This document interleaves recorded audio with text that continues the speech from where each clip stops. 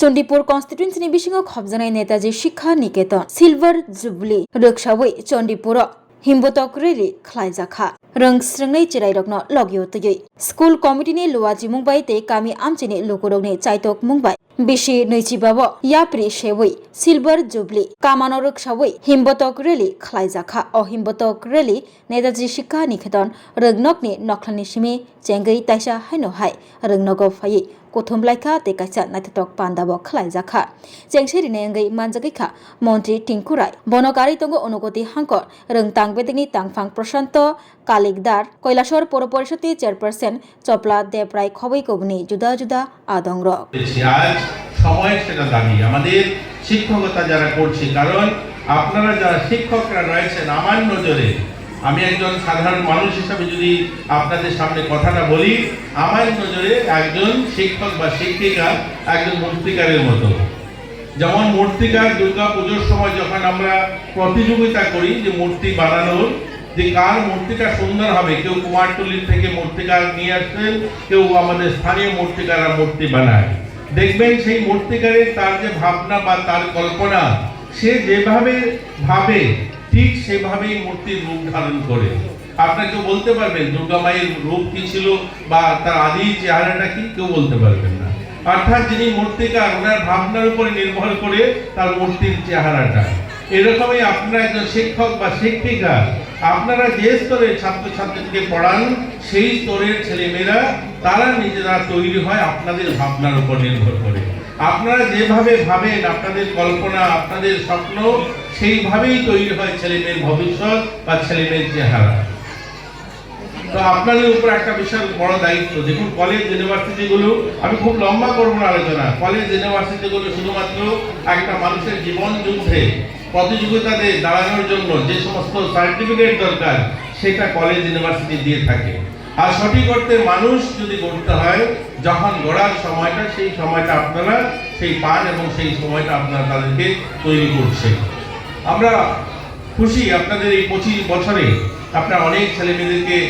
তাদের জীবনের চূড়ান্ত শিখরে পৌঁছেছেন আমরা ধন্যবাদ জানাই আপনাদেরকে কিন্তু আরও আমাদের প্রয়াস করতে হবে দেখবেন একটা সময়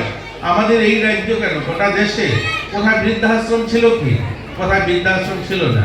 আজকে প্রত্যেকটা জেলাতে বৃদ্ধাশ্রম আছে কেন আমরা তো শিক্ষিত আমরা তো উন্নয়নের শিখরে পৌঁছাচ্ছি আমরা চন্দ্রায়ন গবেষণা করছি আমরা বড় বড় পরমাণু তৈরি করছি আজ আমরা যারা প্রতিযোগিতায় আমার মতো মন্ত্রী যারা বা সামাজিকভাবে যারা সমাজে প্রতিষ্ঠিত হচ্ছে দেখুন তাদের পরিবারের মা বাবাকে বৃদ্ধাশ্রমে পাঠিয়ে দিচ্ছে অথচ মাটির মূর্তির প্রতিযোগিতায় আমরা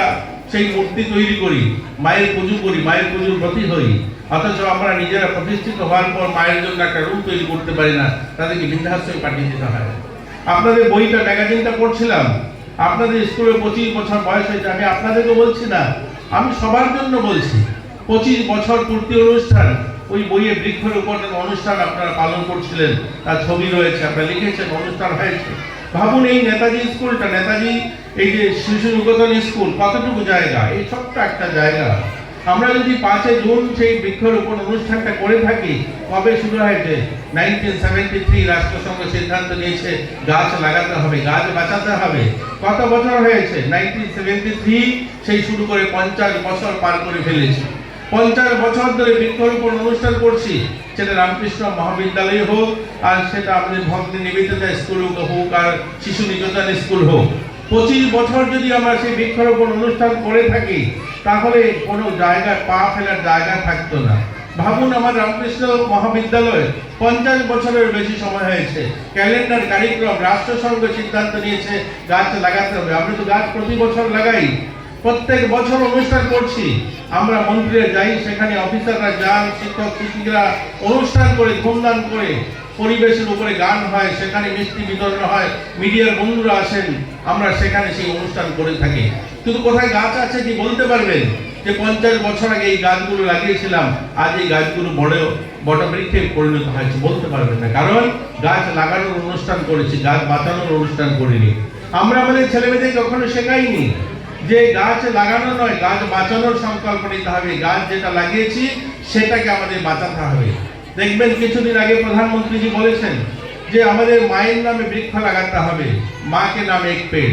এই মা কি নাম একটা পেড়, এটা স্লোগান নয়, এটা সংকল্প নেওয়ার কথা বলছেন যে মায়ের মতো করে